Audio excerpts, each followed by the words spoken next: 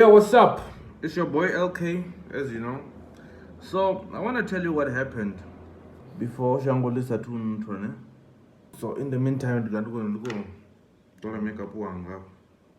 So before Shangoli Satun, I was an e-hailing taxi operator, e-hailing transport operator, or it was an Uber driver in short sense. So while I was driving Uber, I had two. My car was registered on two platforms. It was Uber and also Bolt. And what I've realized about the two platforms is that when you are driving Uber and someone enters the car, which is a client, if someone requests for Uber and when you go to them and when they enter, the environment is a little bit different. You understand? You have to present yourself as a professional.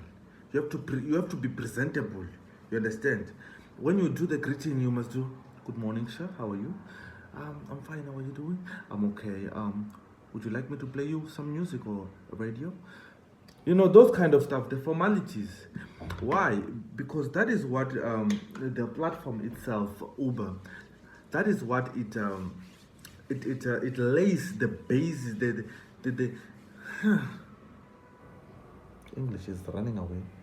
It lays the grounds on how to act when you meet up with this person. It lays the grounds for you as a driver to behave. It also lays the ground for the person who's requesting, for the client to behave. It basically it tells you how to behave when you are around each other, when you are inside the car, without even telling you that. So it's very different with Bolt, because with Bolt, if somebody enters my car, and I was in Pretoria at that time, so I was driving in Pretoria. So in Pretoria, they speak this certain language, this certain lingo called Spitori. So in Pretoria, I used to greet them in Spitori because it's Bolt, you know.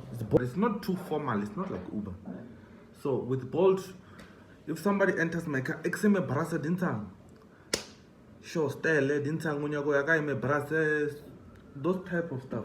That's how I used to operate or behave when I was driving a Bolt platform. But what is very strange is that I'm in the same car, just that I'm using different applications on the phone. It's just different applications. Is the people are within the same city or within the same vicinity, but suddenly everything changes just because of the platform. Why? Because these two platforms, they present themselves very differently. So with Uber, it feels like you are working. It feels like you are at work. You're actually at work and the boss is requiring you to behave in a certain manner around your client and stuff like that. But with Bolt, it's very different, because with Bolt, it feels like you are hustling. It feels like you're on the streets. You understand? It feels like you have to talk in that street lingo when you are driving Bolt, and nobody's gonna do anything to you, because at Uber, somebody can somebody can simply report that you have addressed them in a very unprofessional way, and your profile will be blocked without even questioning.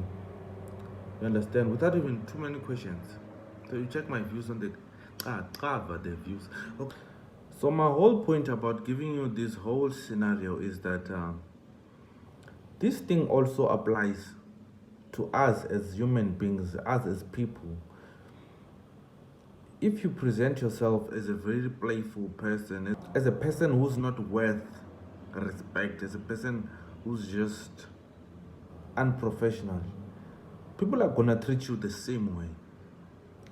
If you present yourself as Uber, as being professional and just being a serious person, I mean, you can have sense of humor and still be a serious person, but you are the best. Sometimes when I speak English, you know, my tongue, it fights me all the time and I hate it. So this is what I'm trying to say.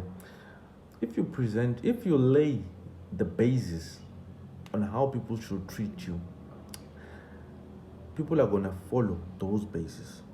So it's up to you for people to respect and also to disrespect you.